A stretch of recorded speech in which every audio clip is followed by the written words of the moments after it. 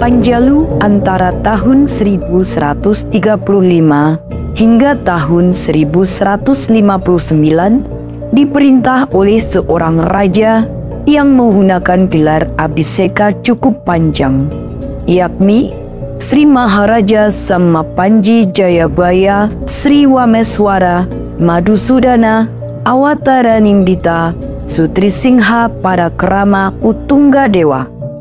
Kita sebut saja dengan pendek sebagai Raja Jayabaya. Sejumlah prasasti yang dikaitkan dengan eksistensinya adalah Prasasti Hantang, Prasasti Talan, dan Prasasti Jepun.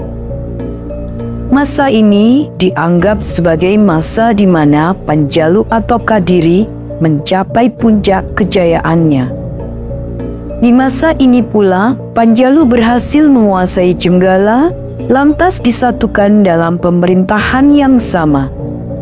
Sebuah prasasti bernama Prasasti Hantang menjadi bukti kemenangan Panjalu atau Kadiri dengan terteranya larik berbunyi Panjalu Jayati atau Kadiri menang. Uniknya, dari catatan kekunoan tentangnya di masa lalu, namanya sering dikaitkan dengan ramalan-ramalan populer yang disebut sebagai Ramalan Jayabaya atau Jangka Jayabaya.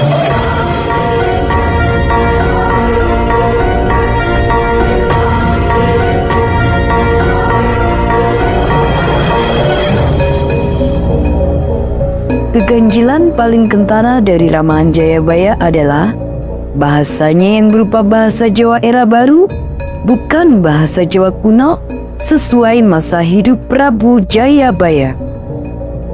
Ya, tentu saja bahasa Jawa baru belum lahir atau belum ada di masa Prabu Jayabaya.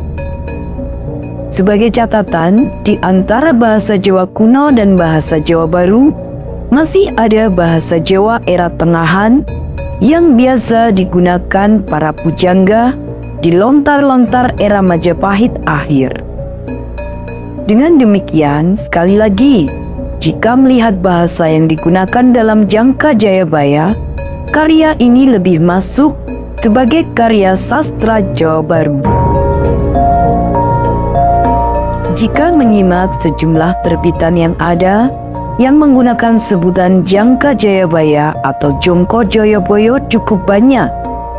Namun para peneliti kesusastraan meyakini bahwa sumber utamanya berasal dari kitab Musalar karya Sunan Giri ketiga atau Sunan Giri Prapen di masa pemerintahan Sultan Agung Mataram. Selanjutnya kitab ini digunakan oleh para pujangga sebagai rujukan untuk melahirkan karya-karya turunan dengan menggunakan sebutan Jangka Jayabaya atau Jongko Joyoboyo. Salah satunya dilakukan oleh Pangeran Kadilangu II yang juga terkenal sebagai penulis babat dengan cara mengutip kisah dalam sastra Jawa kuno seperti Baratayuda lalu menggabungkannya dengan kitab Musarar hingga menjadi karya sastra sesuai zamannya, yakni era Jawa Baru. Ada juga analisa yang lebih kontemporer mengenai kesalahpahaman memaknai maksud kata dalam Jangka Jayabaya. Jangka berarti petunjuk atau pralambang yang lantas belakangan dipahami sebagai ramalan. Sementara Jayabaya berarti kemenangan dari bahaya.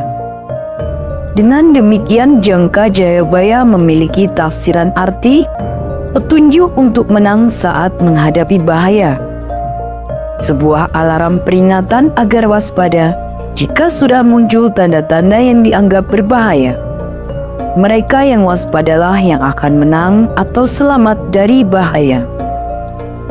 Maka arti Jangka Jayabaya pada akhirnya memang tidak terkait sama sekali dengan Prabu Jayabaya, penguasa Kadiri. Meski tidak bisa dipungkiri, di masa beliau kehidupan sastra juga sangat berkembang. Kakawin Baratayuda versi Jawa kuno yang digubah oleh Empu Sedah dan Empu Panuluh lahir di masa Prabu Jayabaya ini.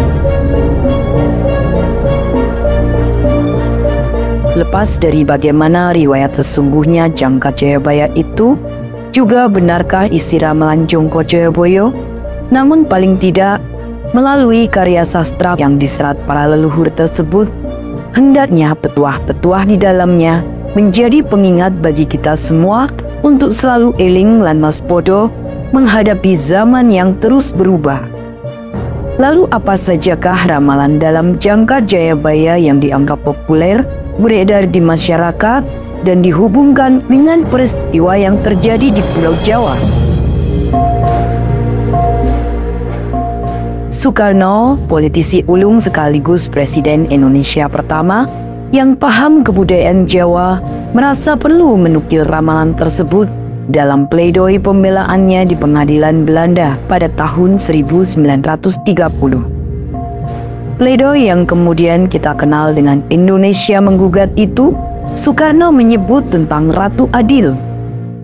Bunyi larik dalam ramalan Jayabaya yang dinukil oleh Soekarno adalah sebagai berikut.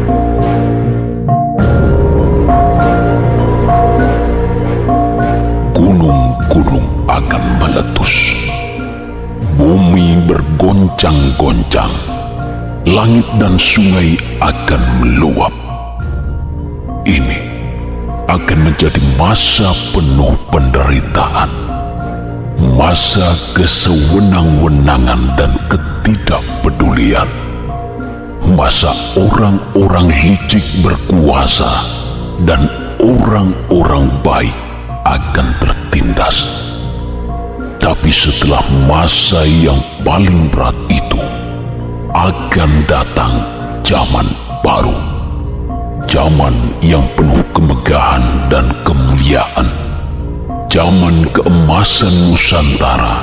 Dan zaman baru itu akan datang setelah datangnya Ratu Adil atau Satrio Piningit.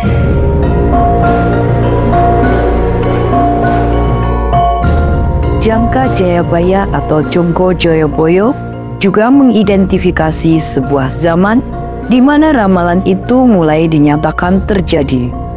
Zaman yang disebut zaman Joyoboyo. Lalu apa saja tanda zaman itu?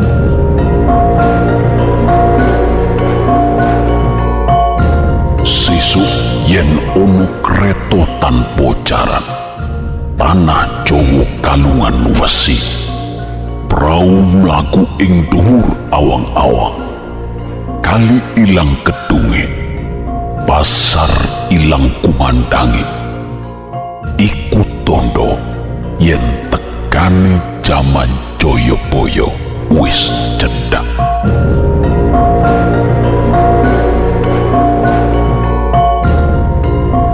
Kereta api ditemukan pada tahun 1784 oleh William Murdoch. Pemerintah Belanda membuat kalung besi atau rel besi di Jawa untuk pertama kalinya pada hari Jumat tanggal 17 Juni 1864 untuk rute Semarang-Tembu.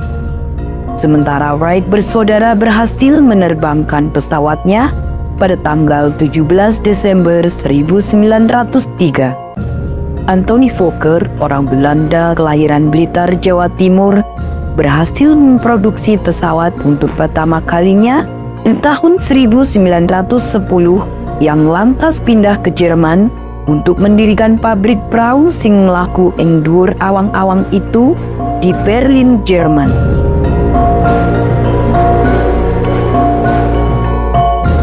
Kenyataan menunjukkan, khususnya di perkotaan, sungai sudah kehilangan mata air, tertutup beton-beton maupun aspal. Manusia menyedot air dari tanah melalui sumur bor dan minum dengan menggunakan air-air yang didatangkan jauh-jauh dari pegunungan. Dikemas dalam galon, botol maupun gelas plastik. Sementara hiruk-pikuk transaksi pasar memang pelan-pelan lenyap, berganti dengan pembelian online lewat ponsel pintar yang jarang bisa ditawar. Jika sudah demikian, apakah semua tanda-tanda itu mulai menunjukkan berlakunya zaman Joyoboyo? Konflik besar di dunia diyakini juga telah diramalkan dalam Jongko Joyoboyo. Hal ini telah disebutkan dalam sebuah perlambang.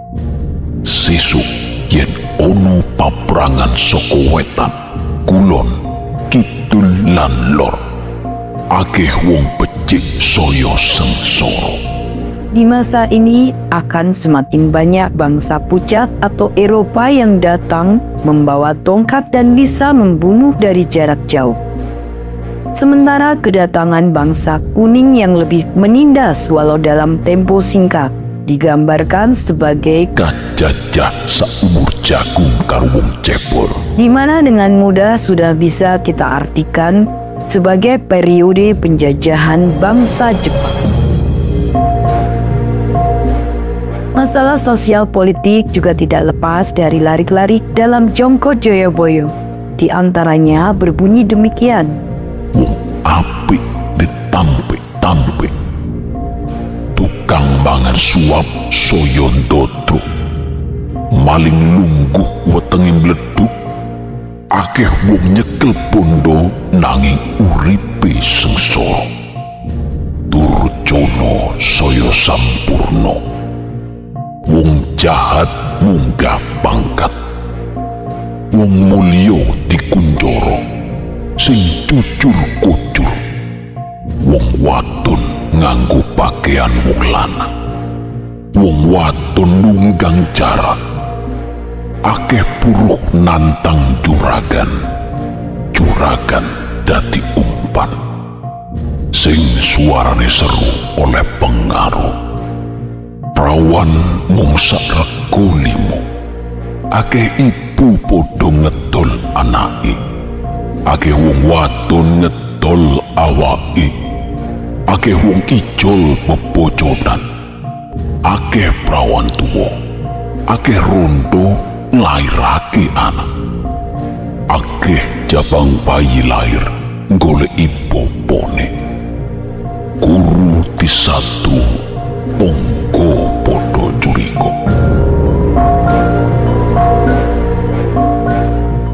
Pedagang akeh sing keparang, akeh barang haram, akeh barang-barang mlebu luwang, akeh wong kalir lan wudo, sing dodol akal okol. Wong golek pangan koyo gabah diinteri, sing kebat kliwat, sing gedhe kesasar, sing cilik kepleset, sing anggak ketunggak, sing wedi mati, sing nekat mbrekat, sing cirih ketindih, sing ngawur makmur, sing ati-ati ngrintih, sing ngedan ketuman. Pedagang adol barangi saya laris, nanging bandani saya ludes. Dan masih banyak lagi perlambang lain yang jumlahnya ratusan larik serta cenderung wola-wali yang zaman. Zaman edan yen ora edan, ora ketuman. Namun demikian, hal yang paling populer, paling ditunggu sekaligus paling misteri dari ramalan Joyoboyo adalah munculnya Satrio Piningit atau satrio yang dirahasiakan keberadaannya oleh alam sekian lama. Muncul untuk membuat sebuah perubahan besar yang sifatnya kemakmuran bagi Nusantara dan memiliki pengaruh besar bagi dunia. Benar tidaknya semua ramalan itu, namun kami rasa yang paling utama dan lebih penting adalah menangkap siratan pesan di dalamnya, bahwa hendaknya kita selalu eling lan waspodo dalam menjalani zaman yang terus berkembang dengan cepat setiap saat. Sikap ini akan membuat kita tidak mudah kagetan atau kerumunan, bisa mengurai masalah secara baik, dan memperhitungkan tiap langkah yang akan kita lakukan dengan bijak dalam menjalani kehidupan yang tidak pasti.